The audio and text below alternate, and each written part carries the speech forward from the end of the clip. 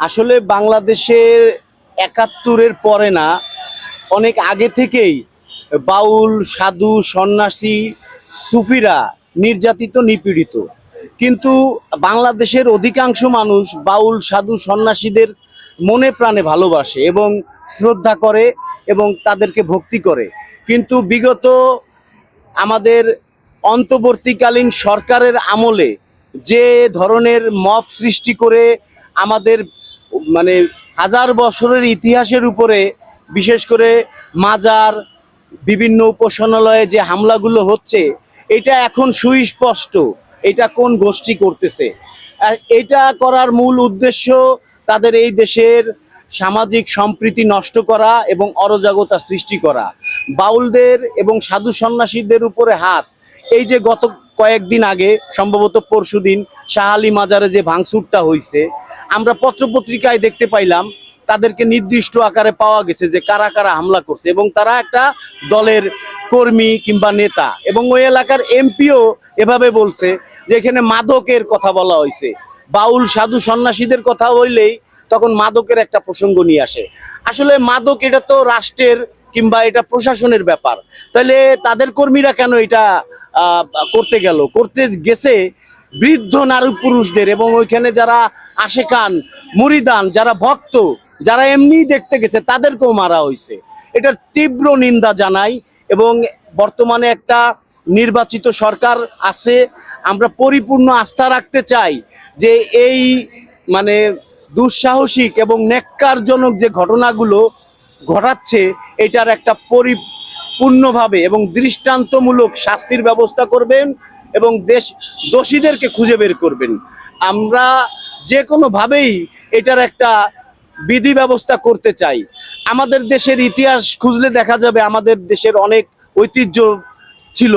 আমরা সন্ন্যাস বিদ্রোহ করছি, সে কবে। এখন আমাদের সেরকম হইতে হবে। কিরকম? বাউল, সাধু, সন্ন্যাসীরা জোরে কথা বলতেও পছন্দ করেন না এবং তাদেরকে মারলেও তারা প্রতিবাদ করে না। কিন্তু এখন আমাদের দেওয়ালে পিঠ ঠেকে গেছে। আমরা এখন বলতে চাই যে দেওয়াল টাকার, এই দেওয়াল আমরা ভাঙবো। আমাদের দেওয়ালে পিঠ ঠেকলে হবে না। আমরা এবার প্রতিরোধ গড়ে তুলবো। সারা বাংলাদেশের যত মাজার আছে, যত সুফিবাদ আছে, সকলকে আহ্বান করব যে আমরা সবাই একত্রিত হয়ে এই যে বাংলাদেশের উপরে যে এই যে নেক্কারজনক হামলা করে নির্দিষ্ট যে গোষ্ঠী, এদের উপর আমরা এদের সাথে লড়তে চাই। এরা কেন আমাদের এই মাজারগুলো ধ্বংস করতে চাচ্ছে, আমাদের পুরনো ঐতিহ্যকে বিলীন করে দিতে চাচ্ছে। সারা বাংলাদেশের এবং সারা বাংলার মানুষরা সবাই যেন জেগে ওঠে, এই বিষয়ে প্রতিবাদ করে। ধন্যবাদ। আমি পটুয়া নাজির হোসেন। আমার জন্ম পার্বতীপুর, দিনাজপুরে। গ্রামীণ বলয়ে যে আমাদের পটুয়ারা যে পটচিত্র আঁকতেন এবং বিভিন্ন গ্রামে যে পটচিত্র মাধ্যমে গণমানুষকে আনন্দ দিতেন, এই ভাবনা স্বরূপ আমিও এই যুগের ছেলে, কিন্তু আমাদের লোকায়ত 4000 বছরের ঐতিহ্য পটচিত্রটা আমি এই গণমানুষের কাছে তুলে ধরার জন্য এই শাহবাগ অথবা বিভিন্ন জায়গায় গ্যালারিগুলোতে আমার শিল্পকর্ম নিয়ে অংশগ্রহণ করি এবং পটের গান পরিবেশন করি। তা আমি চাই আমাদের সংস্কৃতি, আমাদের ঐতিহ্য, এটা খুব গুরুত্বপূর্ণ। কেন প্রতিটা দিনই আমাদের এগুলোকে চর্চা করা উচিত এবং অন্তরে লালন করা উচিত। কেননা শুধু উৎসব আসলেই যে আমরা একেবারে আমার ঐতিহ্য নিয়ে মাতামাতি করব, সেই সময় অবশ্যই করব, কিন্তু প্রতিটা দিনে আমার দেশকে ভালোবাসতে হবে, আমার সংস্কৃতিকে ভালোবাসতে হবে এবং চর্চা করতে হবে।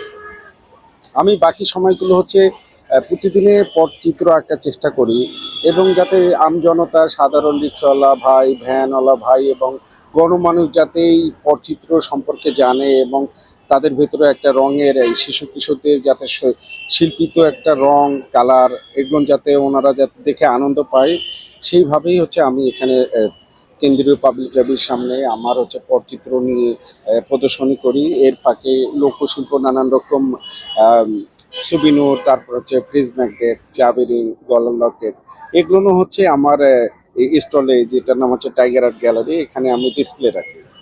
এবার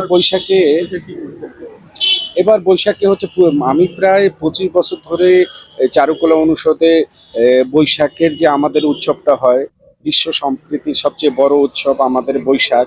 এই বৈশাখে আমি প্রায় 25 বছর ধরে এখানে ফ্রি ভলান্টিয়ারি করি।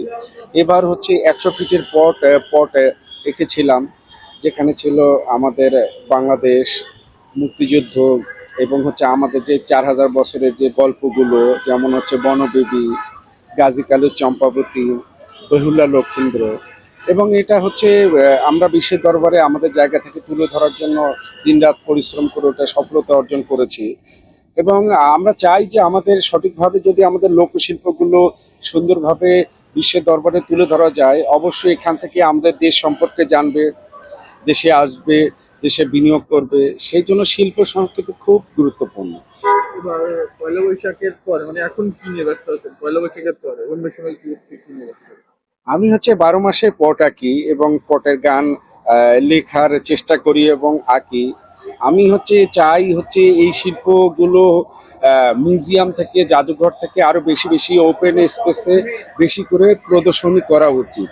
সেই ভাবনা স্বরূপ আমি হচ্ছে এখানে বসে পট আঁকি এবং গণমানুষের সঙ্গে পটের যে আমাদের যে ঐতিহ্য কালার এগুলো হচ্ছে আদান প্রদান করি এবং তারাও খুব আনন্দিত হয় এবং আমারও খুব ভালো লাগে।